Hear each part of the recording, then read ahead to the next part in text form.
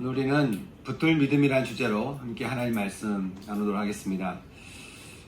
누가복음 14장 말씀을 보게 되면요, 안식일날, 보통 이날은 회당에 모여서 말씀을 나눴으니까 예수님도 회당에서 말씀을 나누시고는 한 바리새인의 집에 초대를 받게 되었습니다.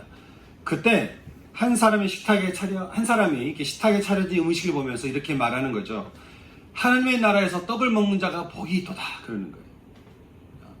자, 그 말씀 보는데 요즘 우리도 함께 이렇게 식탁의 교제를 지금 하지 못하고 있는데 아마 올해 말이나 내년 초쯤 가능하지 않을까 그런 생각을 하게 됩니다. 참 빨리 그날이 왔으면 좋겠는데요. 여러분도 그렇죠? 네. 어쩌면 그 자리에 있던 그 사람도 그랬던 것 같습니다. 하나님의 나라에서 떡을 먹는 자가 복이 있도다. 근데 주님이 이 말씀을 들으시고는 이런 말씀을 주셨습니다. 어떤 한 사람이 큰 잔치를 벌이고는 사람들을 초대했다는 거예요. 근데 이미 초대받은 사람들에게 이제 종들을 보내서 자, 이제 잔치집으로 갑시다 라고 했더니 막상 그때는 사람들이 오지 않더라는 거죠. 변명이 가지가지였습니다. 한 사람은 내가 밭을 샀는데 아무래도 그 밭을 보러 가야겠다, 그렇게 얘기를 하고, 또 한 사람은 내가 소 5결이, 즉 장기를 갈기 위해서 10마리 소를 샀는데 그 소가 괜찮은지 한번 검사하러 가야 되겠다. 또 한 사람은 내가 결혼해서 아내가 혼자 있는데, 그러면서 내가 어떻게 가겠냐고 짜증내면서 이야기하는 거예요. 그러자 화가 난 주인이 종에게 이렇게 말을 합니다. 너는 이 길로 바로 나가서 시내로 나가서 가난한 자들, 몸이 불편한 자들, 맹인들, 저는 자들, 그리고 골목마다, 길마다, 산으로 하여간 가는 곳곳마다 누구든지 이 잔치집에 올 수 있는 사람은 다 불러서 초대하라는 거예요. 그러면 내가 그들과 함께 할 것이에요. 그러나 내 청함에 응답하지 않은 사람은 이 잔치를 맛볼 수가 없을 거라. 이 잔치가 얼마나 놀라운지, 이 잔치에서 누릴 수 있는 능력이 얼마나 놀라운지를 그들은 모를 거라.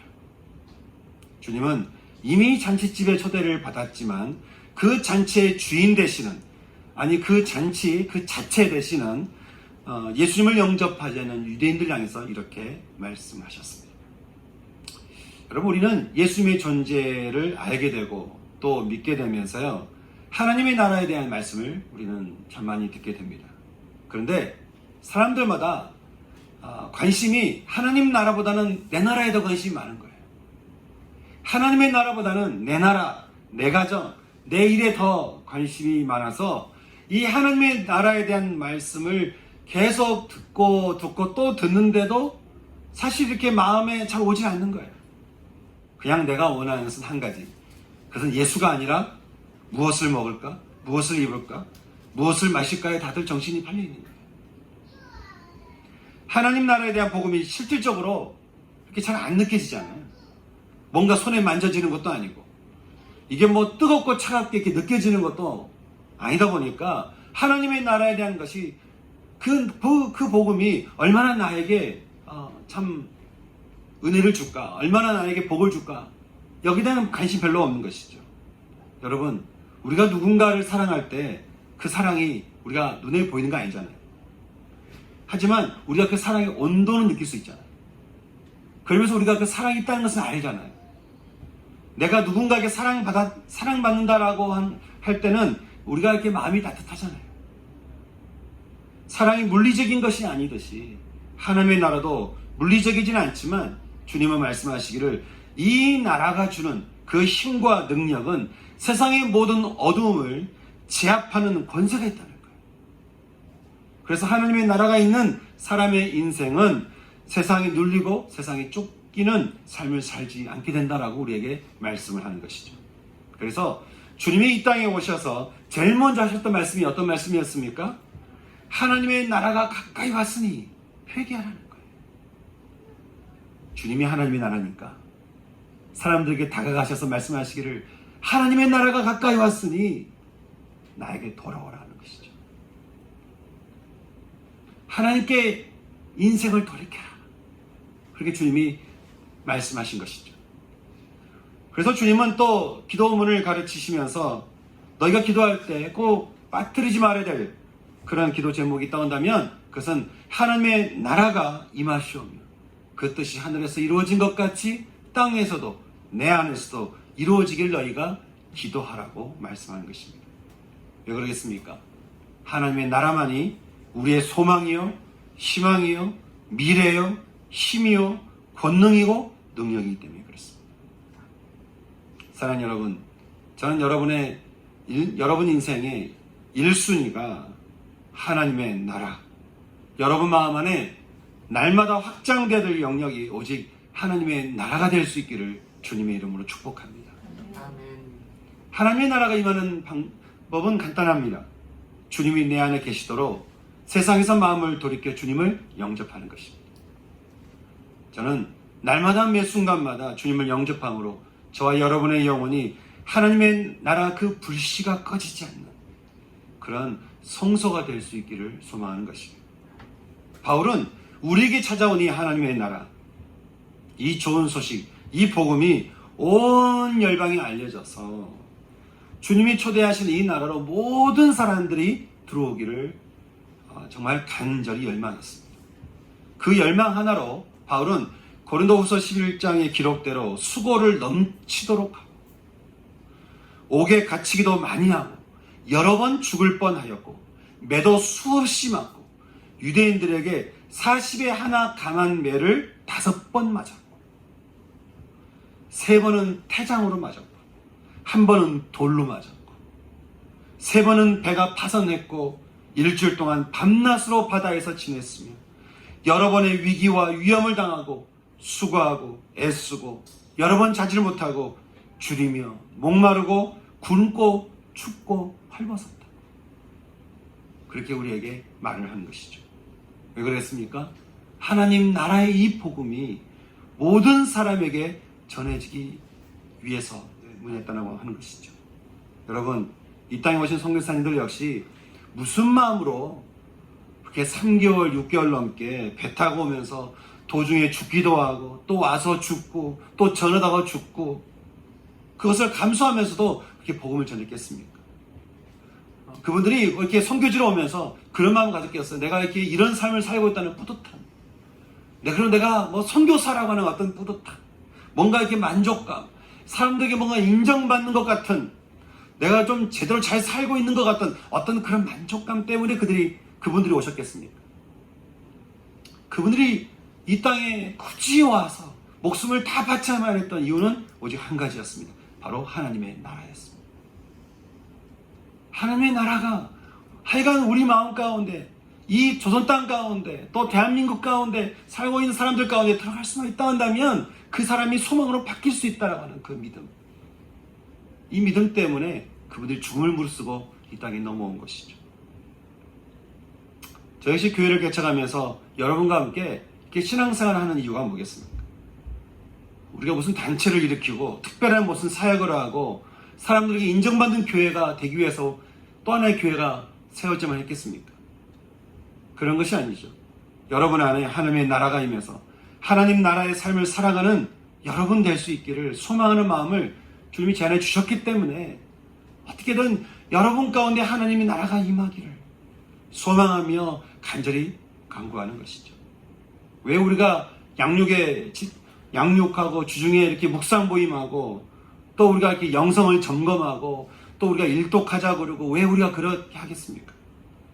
여러분 한 사람 한 사람 안에 하나님의 나라가 임하면 여러분이 속한 가정과 직장과 지역에 하나님의 나라가 전해질 수밖에 참 없지 않을까. 그러면 이 땅에 정치, 경제, 문화, 기술, 의료, 가정, 교육 어떤 그런 세상의 모든 분야 가운데 하나님의 나라가 보여주고 증거되고 전파될 수 있지 않을까.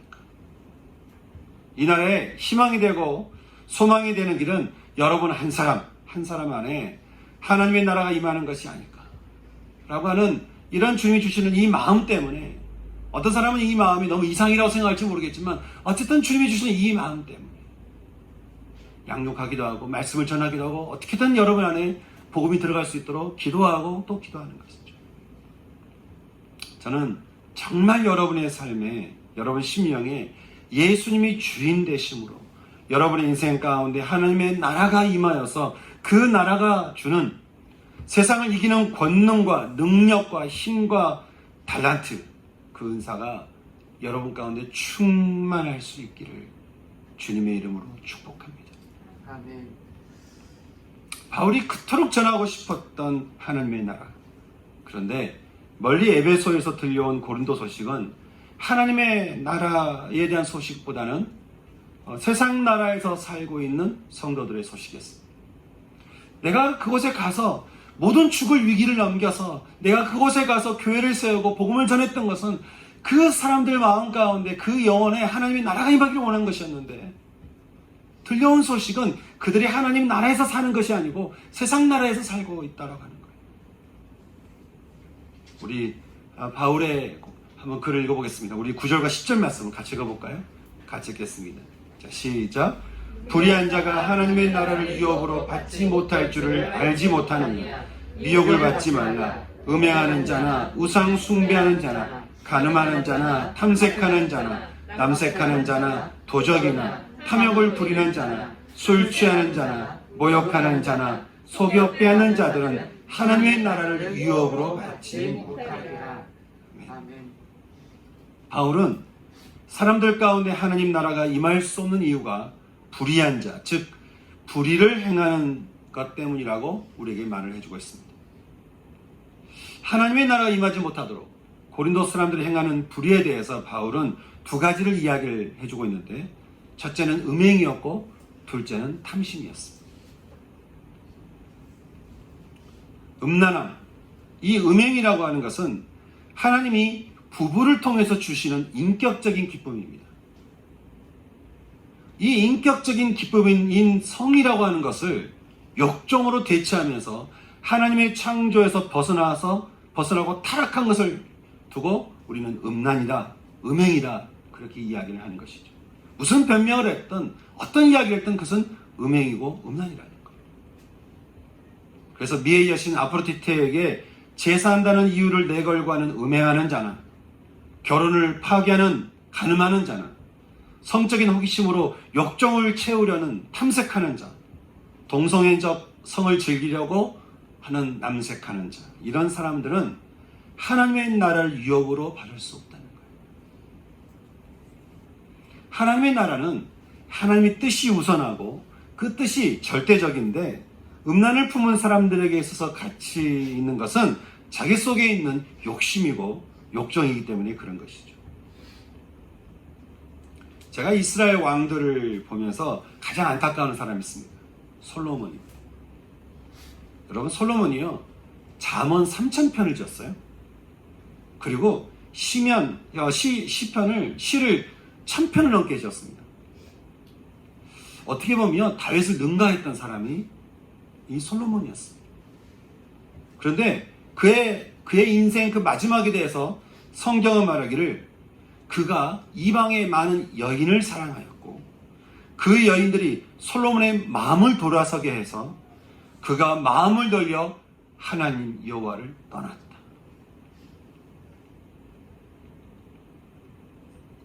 놀랍게 시작된 솔로몬의 인생 아니었습니까? 기가 막히게 시작된 솔로몬의 인생이었고 하는 놀라운 은총을 다 누려본 사람이었어요. 그런데 그 인생의 마지막에 대해서 성경은 말하기를 그가 하나님 여호와를 떠났다. 여러분, 얼마나 슬픈 이야기입니까? 아니, 어떻게 그럴 수 있었을까요? 근데 제가 전도서 2장 말씀을 읽으면서 그 이유를 알았습니다. 솔로몬이 이렇게 이야기를 합니다. 무엇이든지 내 눈이 원하는 것을 내가 금하지 않았고 무엇이든지 내 마음이 즐거워하는 것을 내가 막지 않았다는 거예요. 내 눈이 원하는 것을 내가 금하지 않고 내 마음이 원하는 것을 내가 즐거워하는 것을 막지 않았기 때문에, 그래서 솔로몬이 계속 얘기했던 게 뭐예요? 헛되고 했더니 다 헛되다. 솔로몬은 마음에 품었던 욕심 따라, 욕정 따라, 정욕 따라 살다가 축복으로 시작된 인생을 모두 다 바람에 날리듯 날려버리고는 인생을 마감하게 되었습니다. 그래서 바울은 이 음행에 대한 문제에 대해서 고린도전서 6장 18절에서 이렇게 말하고 있는데, 우리 같이 읽어볼까요? 6장 18절 말씀입니다. 자, 시작. 음행을 피하라. 사람이 범하는 죄마다 몸 밖에 있거니와 음행하는 자는 자기 몸에 죄를 범하느니라. 아멘. 그리고 오늘 읽었던 말씀 9절에서는 그러니 너희는 미혹을 받지 말라는 거예요. 너에게 속삭이는 말을 받아먹어서 너 자신을 속이지 말라는 것이에요. 여러분, 어떤 죄는요 대적해야 될 죄가 있고, 어떤 죄는 예수의 이름으로 우리 선포해야 될 그런 죄가 있지만, 음행의 죄는 피해야 될 죄라고 바울은 이야기를 해주고 있습니다. 음행을 가까이 하지 말고, 음행에 대해서 마음 품지 말고 음행은 피해라. 왜냐하면 이게 너무 교묘하게 우리 마음을 속이기 때문에 그렇다는 거예요. 그러니 그 속임수에 미혹받지 말고, 그 미혹 때문에 너 자신을 스스로 속이지 말고 어떻게 해요? 피하라는 거예요. 떠나라는 거예요.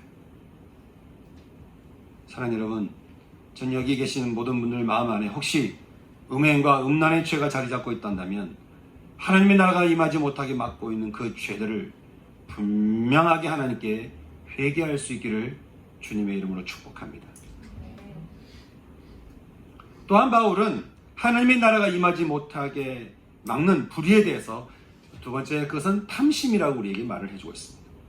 다시 말해서 도적이나, 즉 하여간 작은 것이라도 뭔가 훔치려고 하는 이 도적, 뭐가 이렇게 작은 것이라도 뭔가 이렇게 훔치는 사람이나, 탐욕을 부리는 자나, 욕심 때문에 다른 사람이 가진 것을 탐하는 욕심이나, 술을 타면서 취하는 자나, 나보다 좀 나아 보이고 더 가진 것 같은 사람을 모욕하는 자나, 그리고 결국에는 속여 빼앗는 자, 남의 재산을 가로채서 빼앗는 이런 사람은 하나님의 나라를 유업으로 받을 수 없다는 거예요.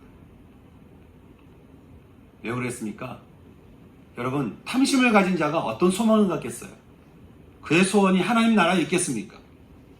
이 세상에 살면서 내가 무엇을 더 입을까? 무엇을 더 먹을까? 무엇을 더 가질까? 여기에 마음을 두고 살아가지 않겠습니까? 그러니 어떻게 그 안에 하나님의 나라가 임하겠습니까? 주님이 말씀하셨죠. 재물이 있는 자, 즉 가진 것이 많고 거기에 탐심이 있는 자는 하나님의 나라에 들어가기가 얼마나 어려운지. 세상에 낙타가 바늘구멍으로 들어가는 게 더 쉽다는 거예요. 여러분, 낙타가 바늘구멍으로 들어가겠습니까? 이게 말이 됩니까? 어떻게 낙타가 바늘구멍으로 들어가요? 그런데 그것보다 어려운 게 탐심을 가진 자가 하나님 나라에 들어가는 거라고 주님 말씀하시는 거예요. 얼마나 탐심이 무서운 이야기겠습니까? 이 말씀을 듣고 있던 베드로가 옆에서 놀래가지고 그런 얘기를 합니다. 주님, 우리는 모든 것을 다 버렸습니다. 우리는 모든 걸 다 버리고 주님 따랐습니다.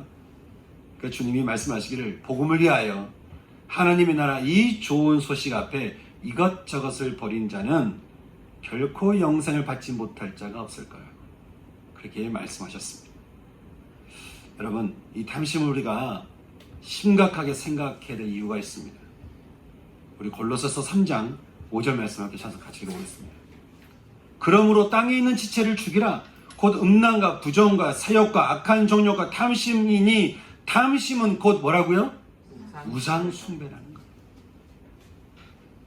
여러분, 10계명의 둘째 계명이 뭐였죠? 자, 다 같이 하겠습니다. 시작. 너는 나 외에는 다른 신을 아니, 2계명, 둘째 계명. 위로는 너를 위하여. 시작. 너를 위하여 새긴 우상을 만들지 말고, 또 위로 하늘에 있는 것이나 아래로 땅에 있는 것이나 땅 안에 물속에 있는 것에 어떤 형상도 만들지 말며 그것들에게 또 그것들을 섬기지 말라. 근데 바울은 탐심에 대해서 말하기를 탐심이 곧 우상 숭배라는 거예요. 주님 말씀하셨잖아요. 우상을 만들지 말라고요. 우상을 만들지 말고, 우상에 대해서 만들지 말고, 그것을 절하지 말고, 그걸 섬기지 말라고요. 근데 탐심은 우상 숭배여서 탐심의 대상을 자꾸 우리가 섬기려고 한다라고 하는 것이죠. 주님도 말씀하시기를 모든 탐심을 물리쳐라. 생명이 소유에 있지 않다. 뭔가를 많이 가졌다고 해서 내가 괜찮은 사람처럼 생각할 수 있는데 그것은 헛된 것이라는 것이죠. 그러니 탐심을 가지고 하나님의 나라가 내 안에 임하기를 바라는 것은 결국 두 마음을 품은 자가 된다는 거예요. 사랑하는 여러분, 저는 오늘 이 시간 우리 마음에 있는 모든 탐심에 대해서 주님 앞에서 분명하게 거룩함으로 회개할 수 있는 저와 여러분 될 수 있기를 소망합니다. 아멘. 음란함은 자기에게 죄를 짓는 것이요, 탐심은 우상을 숭배하게 하는 것이라고, 이들에게 하나님의 나라가 임할 수 없다고 이렇게 우리에게 말씀하는데요. 여러분, 말씀이 이제 여기서 딱 끝났다고 한다면 그럼 우리는 어떻게 되겠습니까? 그럼 우리는 여러분 중에 이 두 가지 문제에 대해서 완전히 자유롭다라고 하실 분이 있으십니까? 그러면 하나님 나라가 우리에게 임할 수가 없는데 그럼 우리가 무슨 소망으로 신앙생활을 하고 무슨 소망으로 우리가 살아갈 수 있겠습니까? 그런데요, 우리가 너무 염려하지 않아도 되는 게 있습니다. 그것은 우리가 이럴 줄 주님도 아셨다는 거예요. 우리가 이럴 줄 주님이 아셨다는 것이죠. 그래서 주님이 우리를 위해서 주시는 복음이 있는 것이에요. 바로 우리가 붙들 믿음입니다. 우리 다시 한번 6장 11절 말씀 다시 돌아와서 6장 11절 말씀을 같이 읽어보겠습니다. 같이 읽을까요? 시작. 너희 중에 이와 같은 자들이 있더니 주 예수 그리스도의 이름과 우리 하나님의 성령 안에서 씻음과 거룩함과 의롭다 하심을 받았느니라. 아멘. 바울은 말하기를 너희 중에 이와 같은 자들이 있지 않았냐? 아니, 너희 중에 이와 같은 자들이 아닌 사람이 있었냐? 우리는 그런 사람들이었고 또 지금도 그 문제와 싸우고 있을지 모르겠지만 우리가 기억해야 하고 우리가 믿어야 될 진리가 한 가지가 있는데 그것은 주 예수 그리스도의 이름과 우리 하나님의 성령 안에서 너희는 이미 씻음과 거룩함과 의롭다 하심을 이미 어떻게 해요? 받았다는 거예요. 아니, 이게 무슨 말일까? 씻음이라고 하는 것은 죄로부터 씻음 받았다라고 하는 것을 의미하는 거고요. 거룩함이라고 하는 것은 이미 구별된 존재가 되었다라고 하는 것을 말하는 것이고, 의롭다함을 얻었다라고 하는 것은 이미 우리는 옛사람이 아니라 새사람이 되었다는 의미라고 하는 것이에요. 다시 말해서 사단은요, 우리가 옛적에 습관되었던 우리의 모습들, 우리의 증거들을 내밀면서 넌 아직도 죄인이야. 너는 아직도 죄인이가, 너는 그 죄에서 벗어날 수 없어. 넌 아직도 죄인이고, 넌 아직도 여전히 달라진 게 없고, 너는 새 사람이 될 수가 없어. 넌 여전히 너 안에 옛사람이 있어. 그렇게 우리에게 끊임없이 거짓말로 우리를 유혹하고 미혹해 되지만, 예수를 영접한 우리에게는 주 예수 그리스도의 이름과 우리 하나님의 성령 안에서 어떻게 해요? 이미 씻음과 거룩함과 의롭다함을 받았으니, 그러므로 이제 그리스도 예수 안에 있는 우리에게는 결코 정죄함이 없나니, 이는 그리스도 예수 안에 있는 생명의 성령의 법이 죄와 사망의 법에서 우리를 어떻게 해요? 해방했다는 거예요. 할렐루야. 아멘. 우리 인생에 반전을 일으키신 하나님이에요. 사랑하는 성도 여러분, 저는 우리를 이미 씻음과 거룩함과 의롭다 하심으로 부르신 우리 주님 앞에, 이 부름 앞에 우리가 아직도 옛사람이라고 속이는 사단의 그 모든 속삭임을, 우리는 아직 죄인이라고 정죄하는 그 모든 정죄함을, 모든 죄책감에 대해서 우리는 야고보의 말을 우리 기억할 필요가 있습니다. 야고보가 이렇게 이야기를 하죠. 너희는 하나님의 말씀에 복종할지어다. 너희는 너희를 향해서 말씀하시는 하나님의 말씀에 복종할지어다. 그리고 마귀를 대적하라. 그리하면 너희를 피하리라. 여러분, 저는 이 시간 우리를 미혹하는 모든 속삭임들에 대해서 예수의 이름으로 분명하게 대적하며 쫓아버릴 수 있는 그런 은총이 저와 여러분 가운데 있을 수 있기를 주님의 이름으로 축복합니다. 아멘. 바울은 하나님의 나라를 받을 수 없었던 불의에 대해서 불의한 자는 하나님의 나라를 유업으로 받을 수 없다라고 그렇게 말을 했습니다. 여러분, 이 말씀이 우리에게 주는 복음이 있습니다. 그것은 불에서 벗어난 자에게는 반대로 하나님의 나라의 유업이 주어지게 되었다는 거예요. 예수님을 영접한 모든 사람들에게 그 유업이 이미 주어졌다라고 하는 것이죠. 그저 이미 씻음과 거룩함과 의롭다함을 끝나는 것이 아니고 거기다가 덧붙여서 하나님의 나라까지 그 사람에게 이미 유업으로 주어졌다라고 하는 것이죠. 유업은 유산이라는 말입니다. 유산은 주려가는 존재가 없고 받게 될 대상이 없으면 쓰지 않죠. 그리고 유산으로 준다라고 하는 것은 그냥 한번 이렇게 줘본다든지 기간과 조건을 달아서 대여해 준다든지 그렇게 하지 않죠. 더구나 유산을 아무에게나 주겠습니까? 특별한 관계가 아니면 줄 수 없는 것이 이 유업이고 유산인 것이죠. 영접하는 자, 곧 그 이름을 믿는 자들에게는 하나님의 자녀가 되는 권세를 주셨습니다. 이는 혈통으로나 육종으로 사람의 뜻으로 나지 아니하고 오직 하나님께로부터 난 자가 됩니다. 그러니 우리가 하나님께 난 자가 된 하나님의 자녀가 된 그 권세를 가진 우리에게 이미 우리에게 주어진 것이 뭐라고요? 하나님의 나라라고 하는 것입니다. 하나님 나라가 어떻게 임할까? 네, 여러분, 우리 안에 예수님이 있다고 하면 하나님 나라가 이미 임한 줄 믿으시기 바랍니다. 아멘. 사단이 어떻게든 이것을 우리에게 가리고 어떻게든 우리가 이것을 알지 못하고 어떻게든 이것에 관심이 없도록 우리를 얼마나 미혹하고 유혹하는지 몰라요. 하나님 나라를 우리가 얻을 수 없다고, 가질 수 없다고, 들어갈 수 없다고, 하나님 나라가 내 안에 임할 수 없다고 얼마나 우리에게 거짓말을 하는지 몰라요.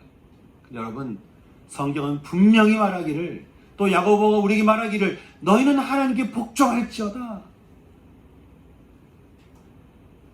예수를 영접한 자들에게 하나님의 자녀가 되는 권세가 주어졌으니 그에게는 이미 하나님 나라가 유업으로, 유산으로 주어졌다고 하는 것입니다. 아멘. 사랑하는 여러분, 여러분 예수님이 여러분을 사랑하셔서 우리의 죄를 십자가에서 대신 책임지시고 대신 죽으시고는 우리를 언제나 새로운 사람으로 만들고 계심을 여러분 믿으십니까? 아멘. 여러분 그 예수님을 여러분 삶의 주인으로 여러분 영접하셨습니까? 만약 여러분이 예수님을 영접하셨다 한다면 여러분 잊지 마시기 바랍니다. 여러분이 이미 자동적으로 하나님의 자녀가 되는 권세를 얻으셨습니다. 아멘. 그리고 여러분이 이미 씻음과 거룩함과 의롭다함을 받았으므로 여러분은 이미 하나님의 나라가 임한 줄 믿으시기 바랍니다. 아멘. 주님이 이 땅에 오셔서 가장 많이 하셨던 말씀이 뭔지 아십니까? 너희가 내 말을 믿느냐? 내가 하는 말을 믿느냐? 그 말을 믿는다라고 하는 자에게 말하기를 너의 그 믿음이 너를 구원하였다. 그러니 예수를 영접함으로 하나님의 나라가 유산으로 주어졌다고 하는 이 놀라운 복음 앞에 여러분 우리가 할 수 있는 일이 무엇이겠습니까? 그 나라의 복음을 믿는 것입니다. 그럴 때 그 믿음이 우리를 자유케 하는 것이죠. 진리를 알지니 진리가 너희를 자유케 하리라. 예전에 쇼샹크 탈출이라는 영화가 있었습니다. 그 영화에서 오랫동안 감옥에서 수감 생활하던 죄인이 이제 형량을 마치고 세상에 나오게 되었는데요. 첫 번째 일하게 된 그 직장에서 중간중간 이 사람이 그 직장의 사장을 되게 괴롭히는 거예요. 어떻게 괴롭히냐면 사장님, 저 혹시 지금 제가 화장실 좀 가도 되겠습니까? 사장님 혹시 제가 지금 밥을 조금 먹어도 되겠습니까? 사장님 제가 좀 쉬어도 될까요? 이거를 하여간 와서 계속 물어보니까 사장이 너무 화가 난 거예요. 너무 화가 나가지고 그 사람들이 그렇게 말하는 것이죠. You are free. 당신은 자유라는 거예요. 여기 감옥 아니라는 거예요. 당신 더 이상 죄인이 아니라는 것이죠. 당신이 너무 오랫동안 죄인으로 살아서 아직도 죄인 줄 아는 모양인데 그래서 참 그 습관 따라서 여러분 그렇게 죄인 줄 알고 자꾸 나한테 물어보는데 You are free. 당신 더 이상 죄인이 아니라는 거예요. 왜냐하면 이 10절 말씀처럼 주님이 십자가에서 당신의 피값으로 우리의 죄의 문제를 이미 해결하시고 예수를 믿는 우리들을 당신의 아들과 딸로 삼아 주셨기 때문에 하나님의 나라가 임한 당신은 우리는 we are free. 자유케 되었다는 거예요. 그러니 고린도 교회 성도들이요. 그리고 빈들의 풍성한 교회 성도 여러분. 우리가 붙들어야 될 믿음이 있는데 그것은 예수를 영접한 우리들에게는 이미 씻음과 거룩함과 의롭다함이 주어졌으니 옛사람을 따라 살지 말고 미혹도 받지 말고 이제는 우리의 몸으로 다시 정욕과 탐심을 따라 살지 말고 오히려 우리의 몸으로 하나님께 영광을 돌리며 살라고 바울이 우리에게 말을 하고 있는 것이죠. 우리의 붙들 믿음, 주님이 이미 우리를 자유케 하셨다라고 하는 이 복음. 사랑하는 여러분, 저는 주님이 우리에게 주신 이 복음 앞에 오늘 이 시간 저와 여러분 모두가 다 아멘으로 화답할 수 있는 그런 은혜가, 그래서 참 붙들 믿음만 남고 세상 가운데 나갈 수 있는 저와 여러분 될 수 있기를 소망하는 것입니다. 우리가 이전의 삶이 어땠든 상관이 없이, 우리가 어떻게 살았든 상관이 없이, 우리의 모습이 어땠든 상관이 없이 저는 하나님 앞에 분명하게 하나님 우리에게 주신 이 복음의 말씀만 분명히 믿으면서 이 말씀을 나의 말씀으로 믿음으로 취하면서 이 말씀이 나의 말씀이 되기를 꼭 붙들면서 기도해 나갈 수 있는 전 저와 여러분 됐으면 좋겠습니다. 여러분, 주님이 우리 모두를 자유케 하셨으면 여러분 믿으십니까? 아멘. 예. 여러분 믿으신다면 그 믿음을 가지고 이 시간 주님 앞에 나가서 기도했으면 좋겠습니다. 주님, 저는 예수님이 나를 구원하신 분이심을 저는 믿습니다. 이 믿음이 저를 구원하였고 저를 살리게 했으며 저로 하여금 새 사람이 되게 한 줄 믿습니다. 또는 저는 십자가의 주님이 이미 저를 씻음과 거룩함과 또 의롭게 하신 줄 믿습니다. 그래서 저는 주님으로 인해 이미 자유케 된 줄 믿습니다. 아멘. 뿐만 아니라 저를 자녀 삼아 주셔서 하나님의 나라를 유업으로 유산으로 주신 것 또한 믿습니다. 하나님, 이 믿음이 우리의 삶에서 실제가 되는 하나님 그런 은총이 있게 하여 주시옵소서. 아멘. 이 믿음을 통해 내 삶이, 우리의 삶이 어떻게 변해가는가를 하나님 우리 눈으로 똑똑히 볼 수 있는 은혜 있게 하여 주시옵소서. 하나님, 믿음이 실제가 되는 하나님 우리 삶이 되기를 소망합니다. 주님의 모든 말씀을 제가 믿습니다. 이렇게 함께 주 앞에 기도하며 나갈 수 있는 전 이 시간 되었으면 좋겠습니다. 우리 같이 기도할까요? 기도하겠습니다. 하나님 아버지,